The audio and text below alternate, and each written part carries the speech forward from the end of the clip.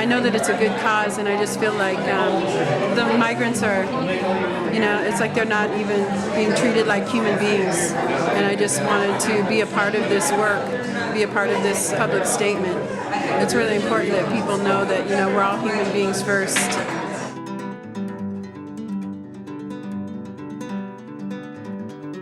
It's not the migrant experience because, of course, we have water, we have doctors, we have good shoes. We're not hiding, which I think, removes a lot of the stress factors. But I think it should be a really interesting experience, just to go through the same path that some of these people, go through to get to the States.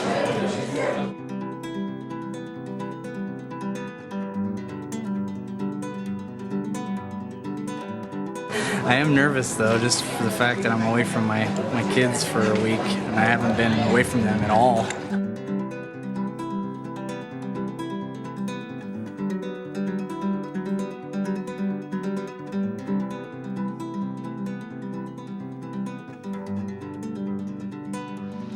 This is the second year that this walk takes place, and we hope that it's not going to have to be going on for much longer. We walk today to stand in solidarity with our migrant brothers and sisters who have to go through this desert in search of a better life. We want to call attention to this tragedy, and we want to focus on ways of solving it.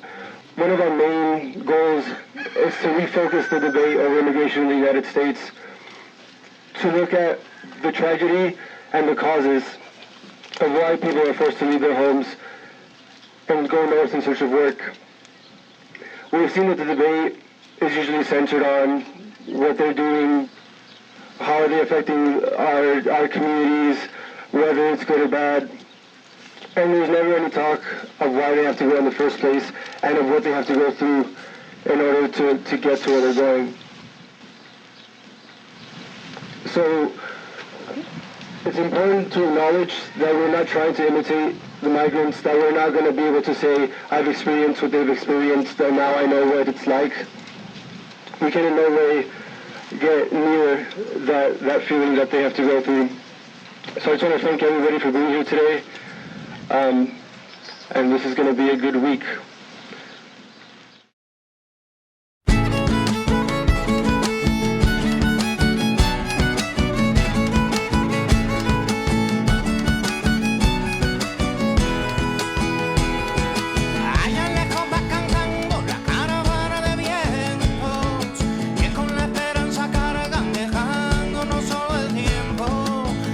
Acaba cediendo por lo menos un segundo para cortar de raíz.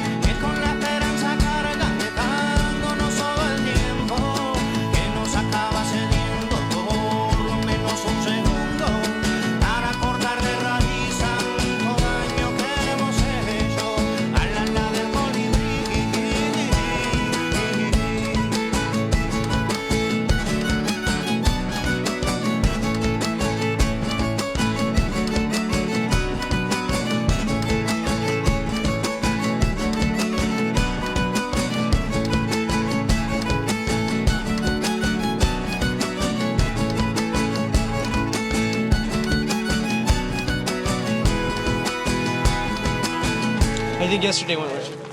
I'm still seeing bags lying real around. good. That means y'all are carrying those. You know, I had about twice as many people as last year. A trailer. It was, you know, really heartwarming to see that this been able to keep going, and despite the unfortunate fact that we still have to do it, that people are still dying.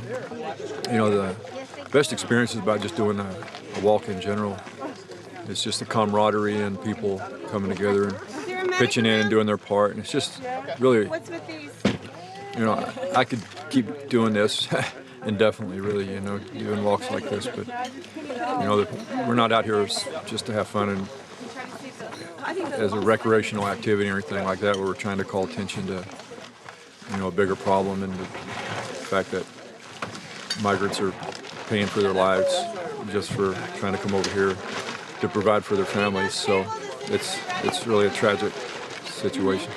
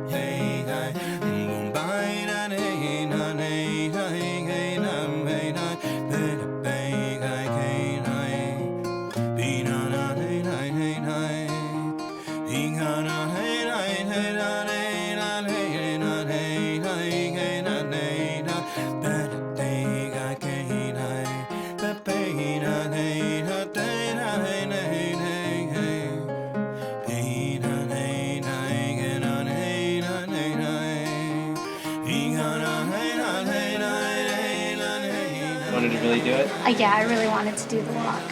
So what when you said, hey, Mom and Dad, I want to do it, what'd they say? Well, at first they were like, okay, and I guess my mom thought about it some more and decided that she didn't want me to come out by myself, so my dad got roped in, and here we are. What do you think you've learned so far from walking out on this trail? How hard it is. How hard it is. I mean, you have a sense, but you have no connection to how hard it might be. But, you know, we're traveling on paved area for the most part, or on graded road. These poor guys got to go through bush and, you know, and constantly hiding, carrying, you know, gear and stuff, and all we got to carry is a water bottle, backpack if we want to. So it's really sad. Harsh. I think it's sad. It's sad. It makes me feel sad to know that people have to do this. I don't think it's fair, and I just can't imagine the deaths that occur because of it. Earlier when we were walking, they found 3 backpacks, 3 migrant backpacks, and they opened it up and checked one of them, and it was a female's backpack. It had the undergarments of a female, and where the backpacks were found were close to the highway, so maybe they got picked up by Border Patrol, and they don't take their stuff with them, and it's really sad to know that even when they get this far, they don't get far. For me, I know when I get back to Phoenix and I hear the same old rhetoric about how migrants are coming here and they're getting benefits and all that junk, that garbage that isn't true, it's going to make me even angrier, because these are people that are sitting in their comfy homes, you know, that don't really have a clue. If they come out camping, it's probably in an RV or something like that. So I know when I get back and people are going to tell me, oh, you know, they're just coming over here for jobs, or maybe we shouldn't be putting water stations out. It's garbage. This has solidified the argument for me that people are forced to do this. I do mountain biking and stuff, but if you were to hear my my water bottle, it's got ice in there. I'm used to that. I'm a little bit pampered, and so when I go out there mountain biking, I think I'm a tough guy. Well, I've got nothing on these guys. These guys are just flat out. Oh my goodness, I can't even imagine what they do. It's a little bit overwhelming. It really is. Emotionally and otherwise, it's pretty overwhelming.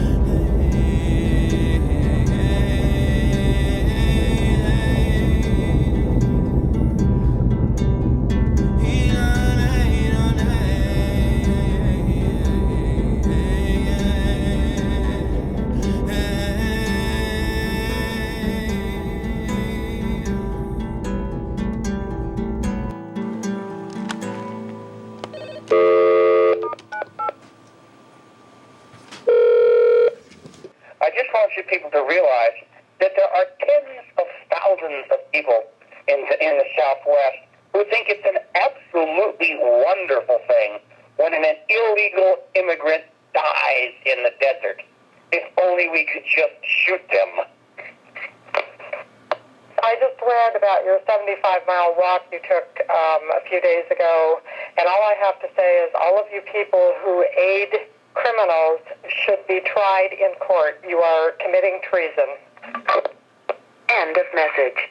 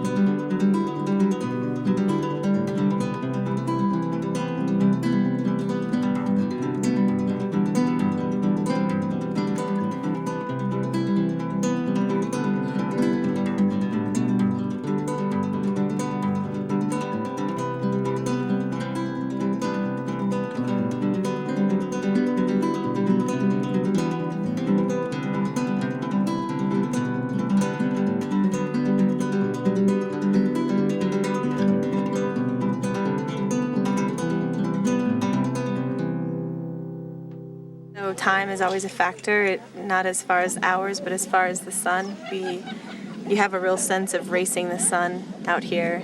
You know, you get up and it starts bleeding over the hills and you just know it's coming and the heat's coming and the pain is coming. I had this fear, this pounding fear in my head of what if I plan this wrong? What if this is too far? What if we can't make it this far? What if this is a million different things? Like, you know, now I know we've done it, we can do it, and that helps. But then you start worrying, what if this person can't make it? What if that person can't make it? So I kind of shut down my emotions when I'm working as a logistics person and I have to process in the evenings or afterward. You know, that's the thing about being people of privilege. We always have a way out, right? We can always just say, all right, we don't want to do this anymore. It's not a luxury migrants have. And we recognize that. And I think that's the key about this is that we know anytime we want, we just pack up our little tents and our little folding chairs and we go home. And migrants, they either make it or they die. There's no packing it up to go home in that way for them. We agreed that, you know, we're doing this, that means we're doing it every year until the deaths stop, until the policies change. And so everybody had to think really hard about that. And those of us that put it together and that organized this means we're in it for the long haul for this part. This is something that we think is important for us, and I think it's an important part of humbling yourself and understanding that, you know, this is an experience that is out of our realm of understanding, but is absolutely essential that we change and that we work on and that we put our everything into because it's wrong, because death like this is wrong.